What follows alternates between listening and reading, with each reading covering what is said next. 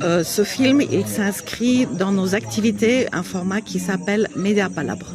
Donc nous utilisons le film comme support pour montrer une certaine importance sur une thématique, et ensuite on pose le débat avec des intervenants qui proviennent de la zone et qui sont importants, et pour susciter un peu le débat avec les citoyens. Donc c'est un format très participatif, et ici à Niaguis, on a la grande opportunité aussi de le transmettre en live à travers de notre partenaire Number One.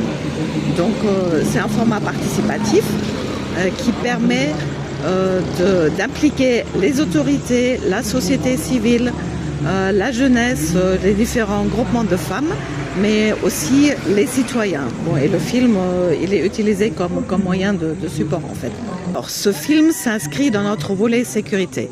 Il faut comprendre que la fondation Konrad Adenauer, c'est une fondation politique allemande. Donc, dans sa stratégie, elle travaille au Sénégal dans 3 différentes thématiques. C'est la sécurité, c'est la décentralisation et l'économie. Pour nous, la sécurité a aussi à voir avec les conditions de vie des populations, donc on revient automatiquement à l'environnement. Et c'est pour ça, avec notre partenaire Océanium, qui est une organisation de la société civile, qui s'est beaucoup engagée, notamment en Casamance, avec le gros boisement de la mangrove.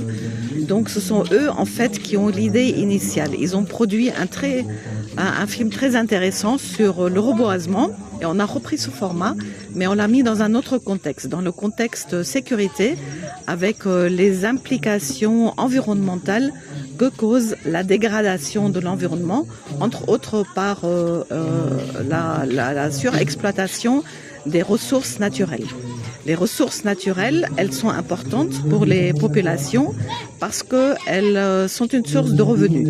Mais si c'est fait de forme abusive, que ce soit criminelle ou bien parce qu'on ne connaît peut-être pas les techniques adéquates, ça pose problème parce que le tissu végétal se dégrade, la biodiversité n'est plus donnée. Donc il y a plein de ressources qui se retirent au cours du temps. Donc ça pose problème pour les générations futures. Donc en fait, le besoin détruit la ressource. Donc ça pose problème et ça emmène des questions sécuritaires. Par exemple, la migration, mais aussi la coupe de bois ou la culture du chanvre indien qui est fait par des bandes organisées. Donc tout ça, c'est relié à des problématiques sécuritaires qui bien sûr se posent ici dans la région de Casamance. C'est certainement pas la dernière étape, peut-être pour cette année. Le film a été produit dans l'année 2022-2023. On a commencé même à Dakar avec une grande ouverture et ensuite on est passé dans nos différentes régions. Pour nous, ce qui est important, les sites de tournage se trouvent entre autres en Casamance.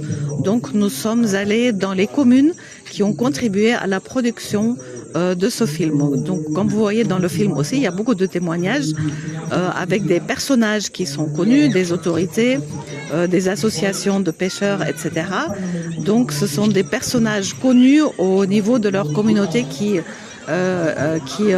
ont eu beaucoup de courage pour témoigner aussi, parce qu'ils sont connus justement. Donc on était à Kafountine, nous étions à Brin. Actuellement, nous sommes à Niaguis. L'année dernière, nous étions même à Sédiou. Donc, on va continuer dans ce sens. Oui, on met à disposition le film.